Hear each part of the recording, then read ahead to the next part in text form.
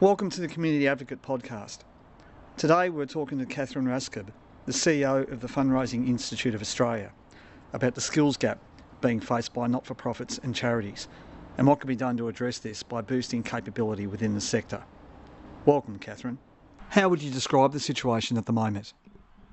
Yeah, I would say it's at fairly critical stages now, and I say that because we have been talking about a skills gap in fundraising since around 2019, and so it's not a new thing. But I think each year it does seem to get worse and worse, and I think probably it's now probably more aligned with the overall low unemployment rate, which I think is like, I don't know what they're saying in 2024, 4.2% or something.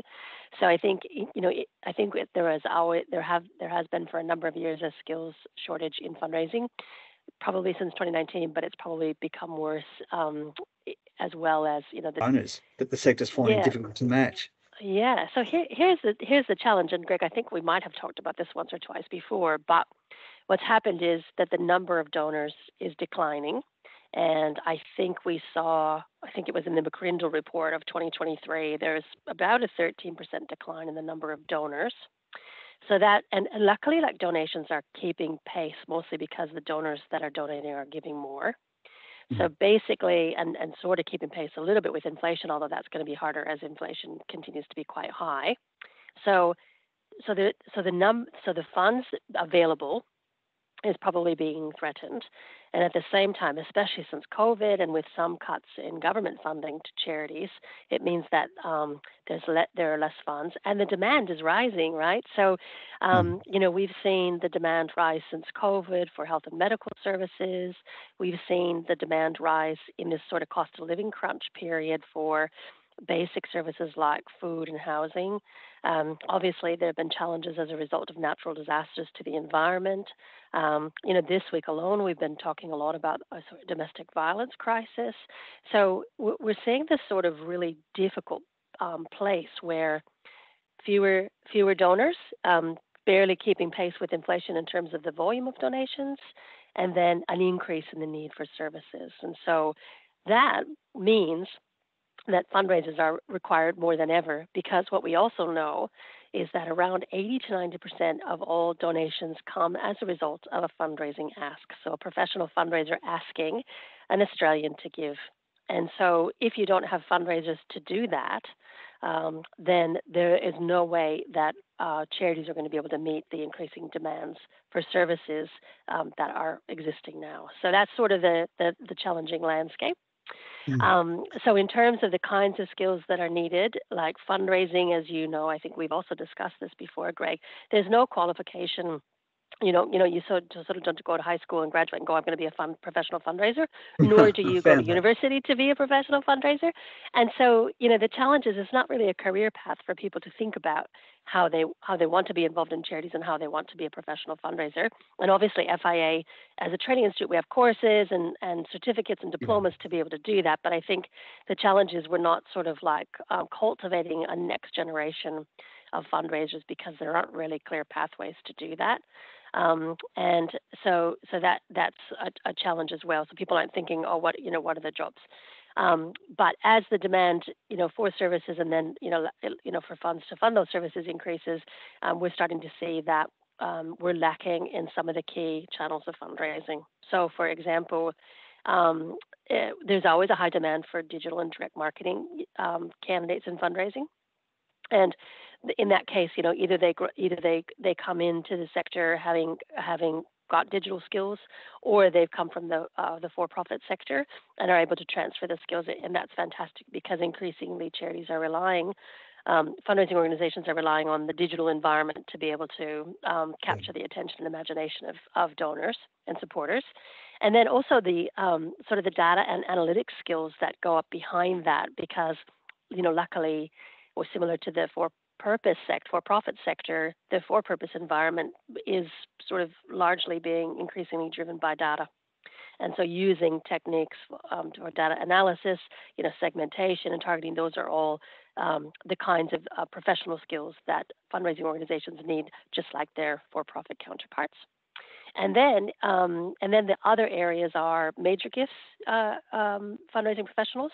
So these are people who are really good at building relationships with high net worth individuals and corporates, and trying to connect them with causes that need support and help, as well as gifts and wheels fundraisers. So these are the ones who are also cultivating relationships with current or prospective donors, and encouraging them to consider leaving a legacy gift or a gift in their will to their charity once they pass away. So those are some of the areas we're seeing a significant shortage that does need to be addressed.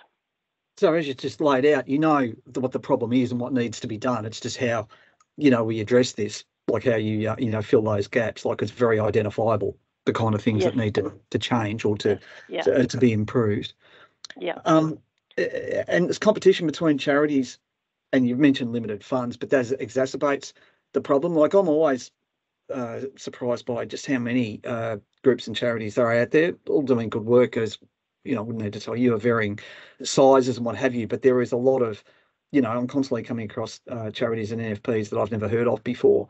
It's always of interest, but there's a lot of not noise is not the right word, but there is a lot of competition in the space, isn't there?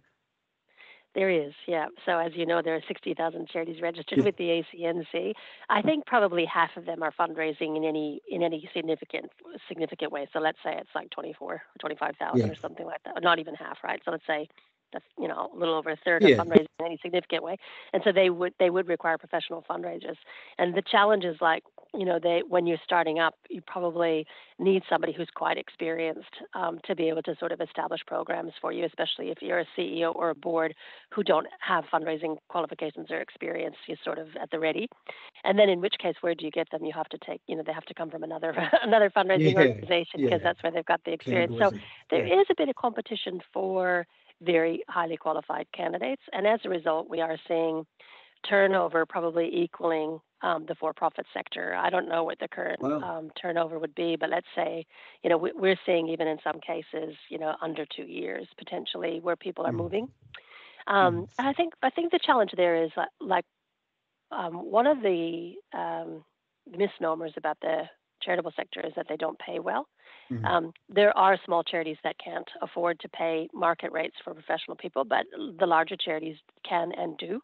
And so that's good. So, we're trying to dispel the myth that if you work for a charity, you're making peanuts, because increasingly charitable organizations that do fundraising know that they need the professional skills to be able to raise more funds ethically and in the most best practice professional way. But then that does mean potentially that wages would be driven up by that competition. So a professional fundraiser might be working for one charity over here, and another charity is really sort of desperate for those skills, and may end up sort of either matching or exceeding those salaries. So it is a concern, and the reason why it's a concern is not because charities don't want to pay rates for professional fundraisers, but they're under a lot of pressure all the time to keep their costs low.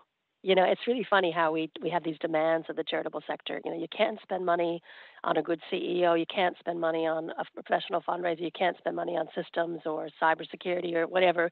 The entire for-profit sector can do that, and banks go for your life, spend $1 gazillion. But unfortunately, our society puts significant pressure on charitable organizations to keep costs as low as possible. So that doesn't actually align very well when you need to attract and retain talented professional fundraisers.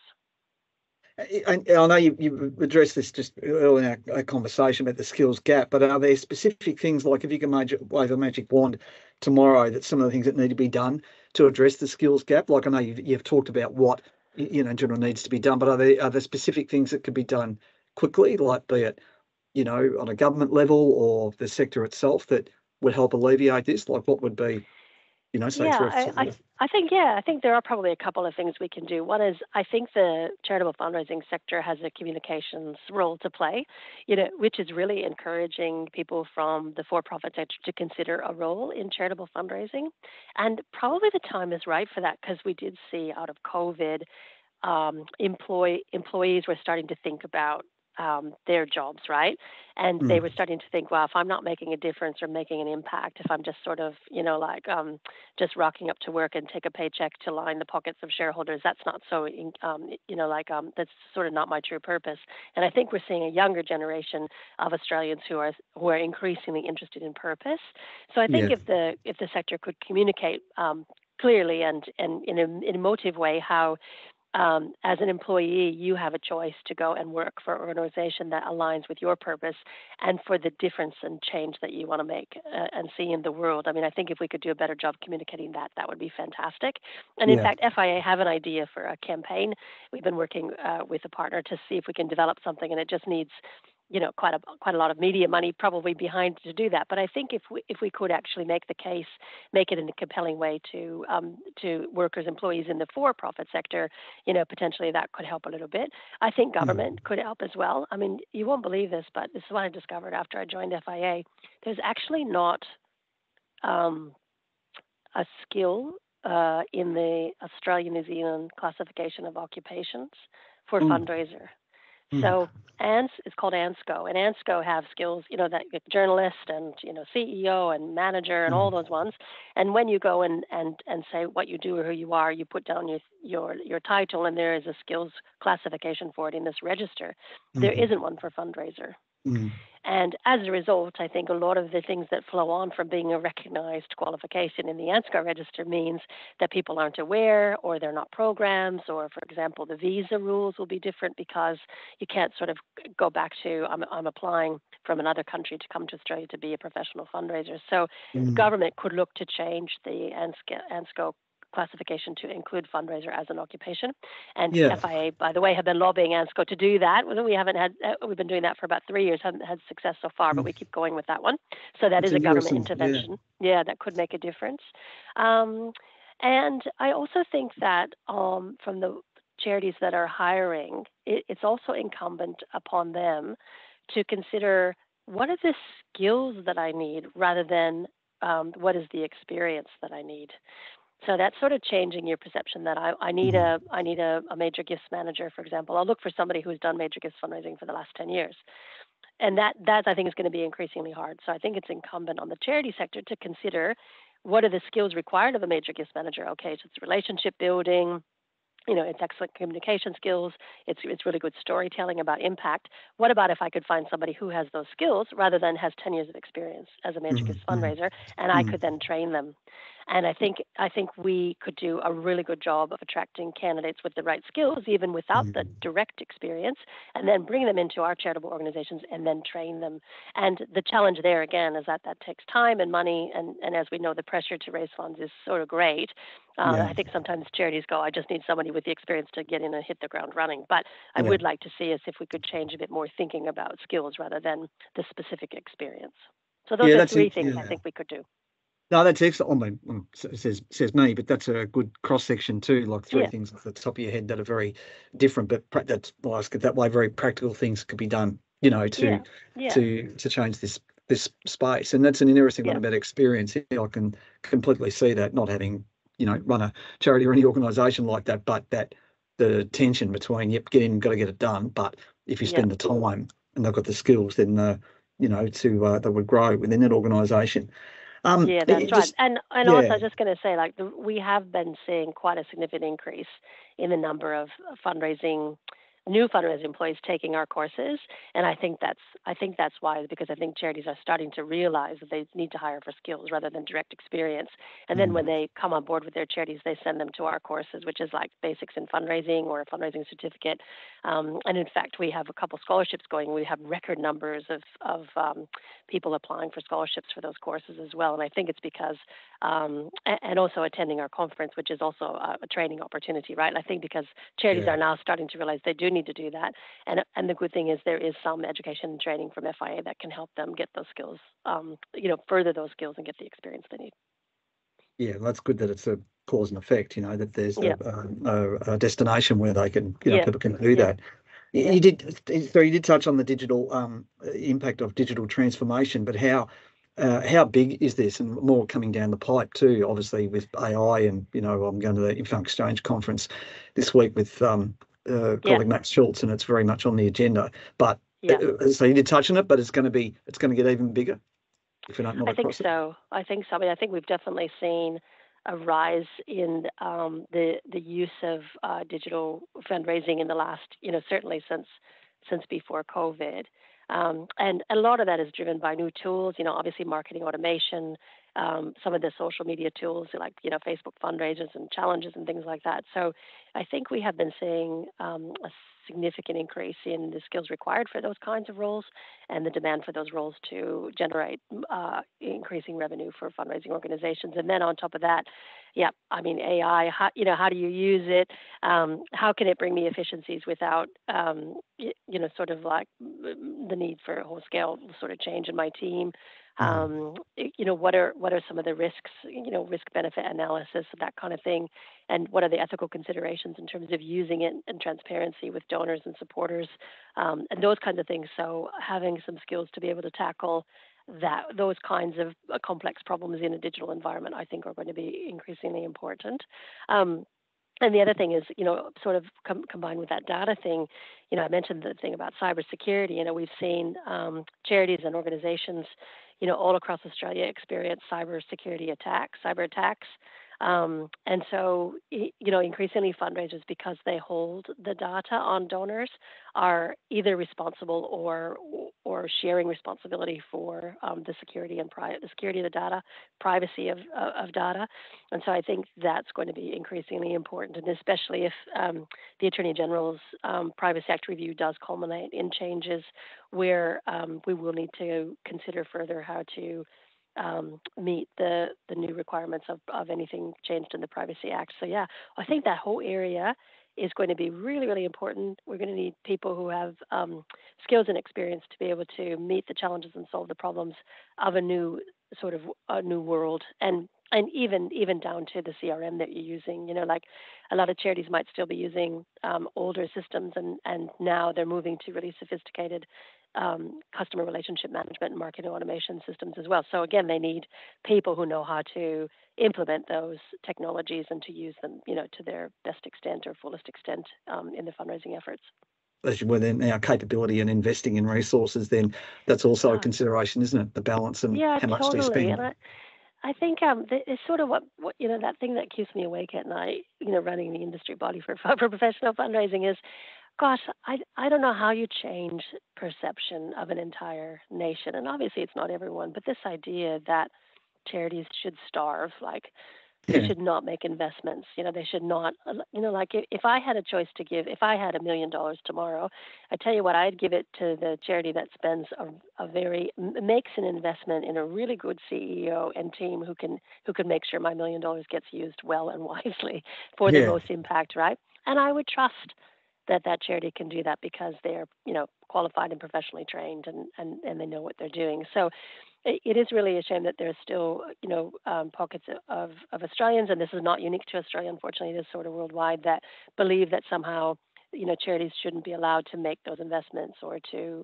spend money on good talent or on good systems or to protect their data. And so I'd love if there was a way somehow to change the perception that making investments in charitable organizations is investments for the future and to make the greatest impact. So yeah, I don't know. Yeah, as I said, it does sort of keep me awake at night, but. Well, the many things that keep us awake at night, that's your word, so it probably does. I'm not sleeping that well either at the moment, Katherine. There's too much going on in our heads. But anyway, I know. Big picture stuff. And so one last thing, and just why should talented Australians choose the charity sector to showcase their talents? I mean, it's obvious, you're doing good and take work to do that. But I'm thinking if you're in the in another sector completely, and you mentioned that younger people in particular are looking at, they want to have work for organisations and purpose. But if when you've got other options, if you're talented and you would be suited, why choose this sector to fundraise and get involved with? Yeah, I think again, if you want to really make an impact and make a difference, working in a charity and in a fundraising role really allows you to do that. And I think, as I said, we are seeing a generation of employees, workers who really, really want to make a difference. And I think how cool is that every day, you can wake up and go, wow, the funds I'm raising are actually helping to solve some of Australia's and the world's most critical problems. And so that's pretty cool, right, to be able to do that. And I think we see a lot of people working in the charitable fundraising sector who value the opportunity to do that instead of as I said, sort of making banks richer or shareholders richer or whatever that is. So I think there's that. The second thing is charities value innovation and flexibility. So those are some skills, some attributes of the charitable sector, and I think they have been sort of flexible even before the whole COVID working from home thing, and have often allowed their employees some flexibility in the way that they approach their work. Probably sort of less stringent or strict than, let's say, the for-profit sector has. So I think that's a real valuable quality of working in charitable fundraising as well, that you do get a bit of flexibility. And then because I guess not all charities sort of flush with cash, they are very good at innovating and thinking about more efficient ways to do things and better ways to do things. And they're also increasingly investing in the training and development and career opportunities for their teams as well. So I think the commitments that the charitable sector makes to its employees are really fantastic and allow for those kinds of opportunities for people to take up a role in charitable fundraising, which makes it attractive. Thanks for that, Katherine. That was fantastic, which I knew it would be, because I said I know you know your stuff backwards. Yeah, cool. Thank you. Join us again next time on the Community Advocate Podcast.